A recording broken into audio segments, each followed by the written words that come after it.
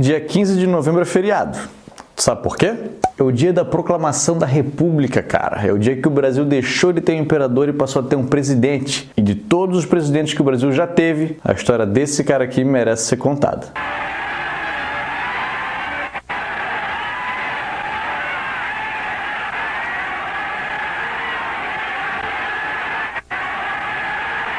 Trabalhadores do Brasil.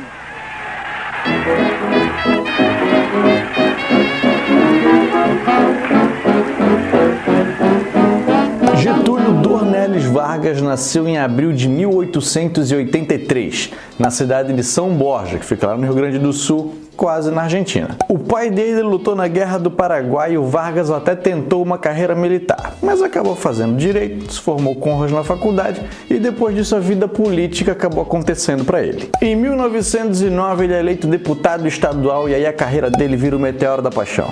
Entre renúncias e reeleições ele ocupou esse cargo até 1923, quando é eleito a deputado federal. Só que o cara não parou por aí. Em 1926 ele é escolhido pelo presidente Washington Luiz para ser o ministro da Fazenda e em 1928 ele é eleito governador do Rio Grande do Sul. E é nesse momento que acontece um dos anos mais sinistros da história do planeta Terra, o ano de 1929. Uma enorme crise financeira aflige vários países do mundo, até nos Estados Unidos, que era a principal nação econômica da época, isso foi sentido, porque todo aquele estilo de vida americano de comprar, de esbanjar, se chocou com o enorme desemprego que aconteceu no país. E isso afetou o Brasil também. Veja bem, na época o Brasil era um baita de um produtor de café, mas em momento que tu tá sem grana, tu deixa de comprar aquilo que é supérfluo. E café é supérfluo, apesar do que muitos dizem. A crise se alastrou e o único país que passou ileso por isso foi a União Soviética, que não dependia do mercado alheio. O que acontecia na política brasileira dessa época era conhecida como política do café com leite, onde mineiros e paulistas revezavam no controle da nação, elegendo sempre um presidente mineiro, depois um presidente paulista. Um mineiro, um paulista, um mineiro, um paulista. E os principais interesses eram sempre dos ricos e poderosos desses dois estados. Se essa política ainda acontecesse, aquele velho do quero café certamente não teria dado aquele chilique. Foi em 1929 que essa política começou a mudar. O presidente Washington Luiz ele não era nem paulista nem mineiro. Ele era carioca, só que ele era conhecido por ser o mais paulista dos cariocas. O problema é que a própria elite dessa época começou a discordar de muita coisa que vinha acontecendo no governo do cara. Pra tu ter uma ideia, até tiro ele tomou, diz que da própria amante. E a coisa fica pior ainda quando ele vai nomear o seu sucessor, que deveria ser um mineiro, mas ele nomeia um paulista. O que deixou os mineiros ainda mais irados. Irado de raivoso, não irado de massa. Massa de irado, não massa de pastel, macarrão, sei lá. Veja bem, quando Washington Luiz foi eleito, ele era o único candidato legal e ganhou com mais de 90% dos votos. Lembrando que nessa época o voto era muito fácil de ser fraudado. Quando ele indica o Júlio Prestes, um paulista, para ser o seu sucessor, uma aliança entre mineiros, gaúchos e paraibanos é formada, chamada de Aliança Liberal. E várias oposições estaduais, inclusive paulistas, participaram desse movimento. E nas eleições de 1930 a gente tem um grande embate entre Júlio Prestes, o candidato do presidente, e Getúlio Vargas, o candidato da oposição. O Getúlio perde. Toma aí um spoiler na tua cara, seu otário. O Júlio ganha a eleição, mas ele nunca viria a colocar a faixa presidencial. A gente sabe que a quantidade de fraude que teve nessa eleição foi gigante, e não só do lado do Prestes, os dois lados fraudaram muito nessa eleição. O candidato a vice do Getúlio era um paraibano chamado João Pessoa, e o cara foi assassinado. E aí os gaúchos vão à loucura. Ah não, fraudar a eleição tudo bem. Não reconhecer o mandato de nosso deputado tá tudo certo. Mas matar o candidato a vice aí já é demais. O João Pessoa era o principal político paraibano e a capital da Paraíba se chama João Pessoa em homenagem a ele. E o pior é que o assassinato do cara nem teve motivos políticos. Mas foi a fagulha que faltava. Para vocês terem uma ideia, nessa época, o Antônio Carlos, que era o governador de Minas Gerais, chegou a dizer a seguinte frase: façamos a revolução antes que o povo a faça. E que revolução seria essa? A Revolução de 1930. Pô, eu tinha um charuto lá em cima pra falar essa parte aqui. Mas com o charuto na boca fica bom? Cara, subindo no quarto ele tá enrolado no negócio dourado. Se não tiver embaixo da TV, ele tá nos DVD ali pertinho.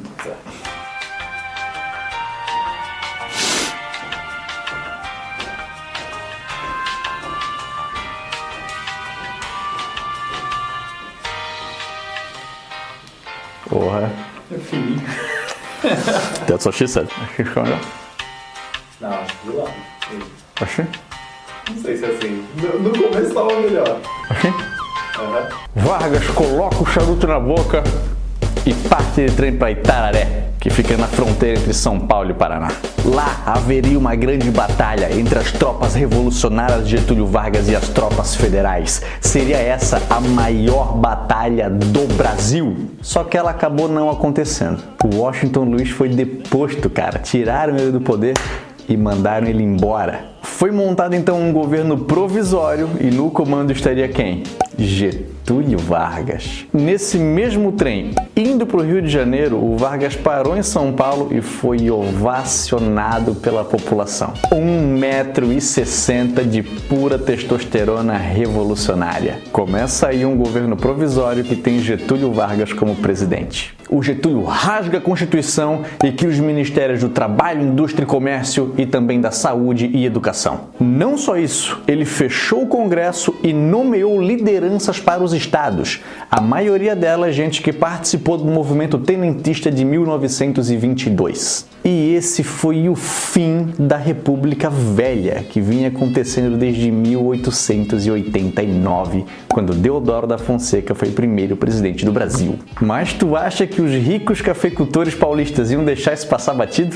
Esse governo provisório ainda não tinha uma Constituição e também não tinha um presidente eleito? Aquela oligarquia que antes controlava o Brasil queria o poder de volta e lutou por isso. Outros paulistas também começaram a demonstrar sua insatisfação, o que nos leva ao dia 23 de maio de 1932, quando 4 caras tentam invadir a sede da Liga Revolucionária, que era uma apoiadora da Revolução de 30, e os 4 são mortos a tiros. Ali se criou o movimento MMDC, Martins, Miragaia, Drauzio e Camargo, os 4 gurizões que morreram. A partir daí os paulistas ficaram putos da vida e no dia 9 de julho começa a Revolução Constitucionalista de 1932. Essa revolução teve característica de guerra civil e um montão de paulistas se recrutou para lutar contra o governo de Getúlio Vargas, que fez o quê? Chamou quase o dobro de tropas e mostrou um lado que ele até então não tinha mostrado. Foram 3 meses de confronto e o número de mortos varia entre 1.000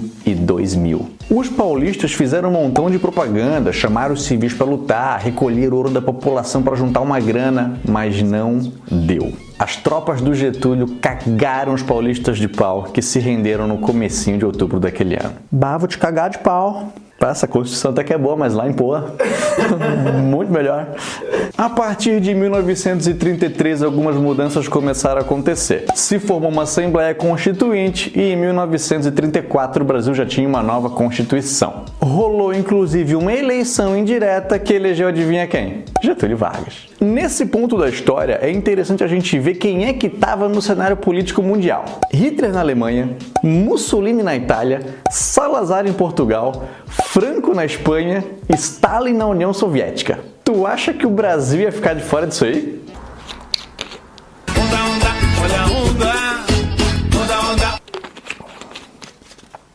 Em 1937 começa um período chamado Estado Novo, e esse nome engana as pessoas, porque é bonito, inovador, com ares de transformação, só que foi um dos períodos mais obscuros da história do Brasil. Existia uma figura política chamada Luiz Carlos Prestes, já deve ter ouvido falar na Coluna Prestes ou então na Intentona Comunista. Em 1935 teve a tal da Intentona Comunista, que foi uma tentativa de golpe que visava derrubar o governo do Getúlio e colocar o Luiz Carlos Prestes como líder de uma nação comunista. Não deu certo. O Prestes foi preso, um monte de gente teve seus direitos políticos cassados e um montão de líder sindicalista tomou uma camaçada de pau. Inclusive, a mulher do Prestes, a Olga Benário, judia, comunista e foragida da justiça alemã, que estava grávida na época, foi capturada e entregada para os nazistas.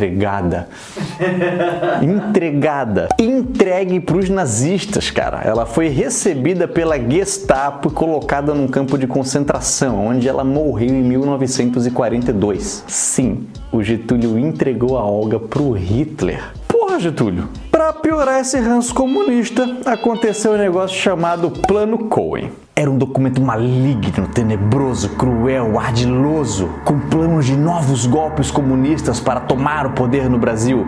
Só que foi descoberto e levado para o alto escalão do governo. Esse plano ele chegou a ser lido na íntegra na Voz do Brasil, aquele programa de rádio que tu sempre desliga o rádio quando começa. Só que esse documento foi feito pelos próprios militares, cara, para que se pensasse que uma nova revolução comunista ameaçava o Brasil. E essa foi a justificativa para que o Getúlio instaurasse a sua mais bárbara, cruel, atroz, sicária ditadura. O Vargas fechou o Congresso Nacional e elaborou uma nova Constituição, que foi conhecida como a Polaca, porque ela imitava uma Constituição polonesa que era conhecida por ser linha dura. Essa Constituição aboliu os partidos políticos do Brasil. O Departamento de Imprensa e Propaganda começou a censurar os meios de comunicação e também a controlar toda a propaganda nacional. Nas palavras do próprio Getúlio, se instaurou um governo forte, de paz, de justiça e de trabalho. Um governo de autoridade liberto de todas as peias da democracia liberal, que foi inspirada pela Constituição de 1934. O Getúlio declarou que a democracia era um perigo, que ameaçava a pátria e subvertia a hierarquia. Se estima que nessa época 30 mil pessoas tenham sido torturadas pelo Tribunal de Segurança Nacional, que tinha como principal objetivo manter intactos os interesses da nação. Vários políticos e jornalistas foram presos nessa época, inclusive o Graciliano Ramos. Tá ligado aquele livro Vidas Secas, que te obrigaram a ler no ensino médio? Tentaram, pelo menos? Então, foi ele que escreveu.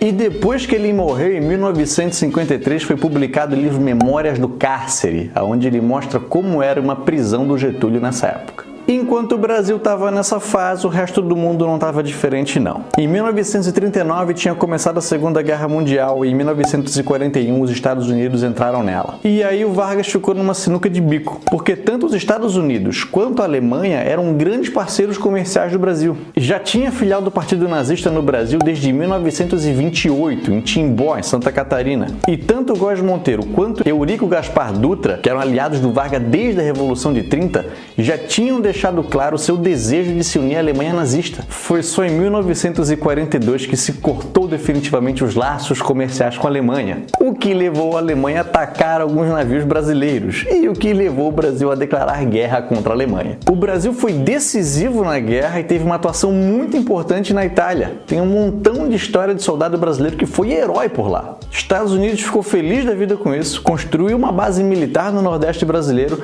e financiou a usina siderúrgica de Volta Redonda. E assim iniciou uma fase industrial muito importante para a economia brasileira. Essa é a parada do Vargas. O cara era um ditador?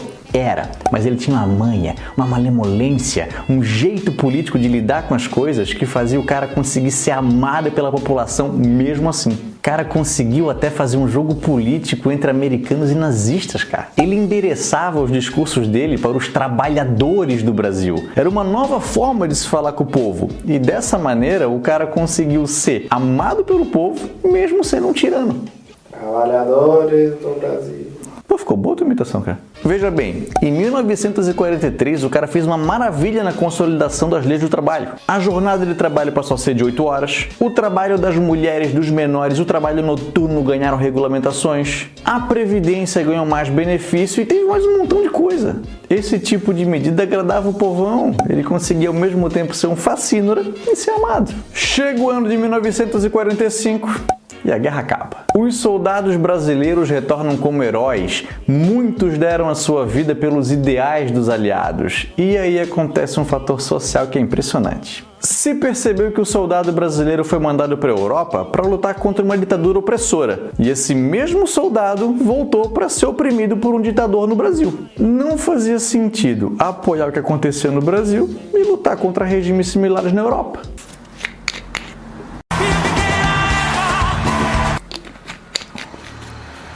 No começo de 1945, quando a guerra ainda estava rolando, foi debatida a ideia de uma nova eleição e alguns partidos políticos até foram criados. Até a anistia foi cedida a alguns presos políticos, inclusive o Luiz Carlos Prestes, que provavelmente é o cara que mais odeia o Vargas na história do mundo. Só que aí, veja bem, o Vargas chegou à presidência em 1930 através de um golpe. Em 1934 foi uma eleição indireta. Em 1937, quando ia ter uma eleição, ele arquitetou o tal do Plano Cohen. Tu acha que não ia ter mais uma tramóia do Vargas vindo aí? Os caras não quiseram pagar pra ver. Em outubro de 1945, militares e liberais conseguem. Eles tiram Getúlio Vargas do poder. Foram não sei quantas tentativas, mas enfim, Getúlio Vargas deixou de ocupar o cargo que ele estava ocupando desde 1930. Dessa maneira, ele volta para São Borja e Eurico Gaspar Dutra, seu antigo aliado, é eleito novo presidente do Brasil. Só que o Vargas não ficou parado na política não, ele atuou como senador pelo estado do Rio Grande do Sul, mas arquitetou seu maior momento político. Tem relatos que dizem que o Vargas apoiou a candidatura do Eurico Gaspar Dutra e depois que o cara ganhou, ele desdenhou do amigo. Assim, o Vargas virou uma oposição sinistra do governo do cara. Dessa maneira, Getúlio Vargas começa a planejar o seu retorno. Let's make Brazil great again! Esse era o slogan. Não, mentira. Não era isso não. Getúlio Mito! Era o que eles falavam. Não, mentira, eles também não falavam isso não. Só que o Vargas se candidatou a presidente e ganhou por eleição direta. Foi um retorno triunfal nos braços do povo. A essa altura, em 1951, já conheciam bem o Getúlio, e a oposição que o cara enfrentou talvez tenha sido a mais feroz que já existiu. É aqui que a gente fala de um cara chamado Carlos Lacerda. Vai dar uma rebatida aqui. Que infernizou a vida do Getúlio, na TV, no rádio e no jornal. O Lacerda começou a carreira política dele como um baita aliado do Luiz Carlos Prestes, um comunista de primeira. E ele volta a ser relevante depois quando ele trabalha na imprensa ligada à UDN, que era o principal partido da direita conservadora do Brasil. Aí a gente pode tirar duas conclusões do Lacerda. Ou o cara mudou suas convicções de um extremo por outro, por uma grande desilusão ideológica, ou então o cara só gostava de incomodar mesmo. Teve um livro póstumo dele que foi publicado a seguinte frase: "Não gosto de política, gosto do poder." Muita polêmica começa a rondar esse governo do Vargas. Ele criou uma política de nacionalização do petróleo, que culminou com a criação da Petrobras. O que acontece é que acusam o Vargas de permitir que empresas estrangeiras coloquem a mão nessa grana do petróleo. E mais coisa aconteceu. Entrou em cena o João Goulart, aquele cara que em 1964 viria a ser deposto e começaria então o governo militar no Brasil. O João Goulart estava no Ministério do Trabalho e dobrou o valor do salário mínimo. Foi a alegria do trabalhador brasileiro e o desespero do empresário. Tanto que o João não ficou muito tempo nessa pasta.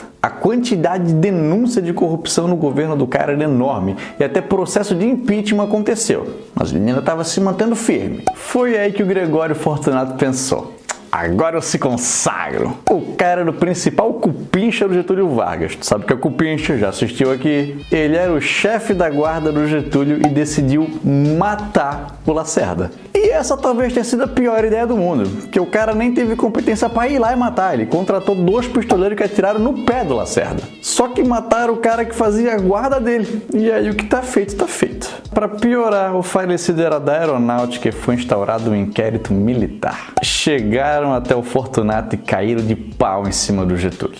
Mas foi o Getúlio que mandou o Fortunato fazer isso? Diz que não. Por mais que o Getúlio quisesse mesmo matar o Lacerda, isso seria um baita de um tiro no pé. Tiro desse, né, que acertaram o pé do Lacerda no caso. Getúlio podia ser a mãe do rico, o pai do pobre, só que a moral dele começou a ficar baixa. Começaram a chamar ele de protetor dos ladrões e protetor dos assassinos. Ele foi isolado politicamente e chegou o momento em que tanto os militares quanto o Congresso exigiram a renúncia dele. E é aí que ele solta uma das suas frases mais famosas: "Só morto sairei do catete." E foi assim que ele saiu. Foi no dia 24 de agosto de 1954 que o Getúlio Vargas deixou de existir. Ele atirou contra o próprio peito e causou comoção geral na nação. A carta testamento dele é uma obra-prima e ele não podia ter escolhido frase melhor para encerrar ela. Serenamente dou o primeiro passo no caminho da eternidade e saio da vida para entrar na história. O suicídio dele consegue então adiar um golpe militar que só viria a acontecer 10 anos depois, no governo do João Goulart, em 1964. O velório do cara foi um dos mais tristes que se tem notícia, com relato de gente passando mal, desespero e gritaria. O Brasil parou para ficar de luto pelo Getúlio.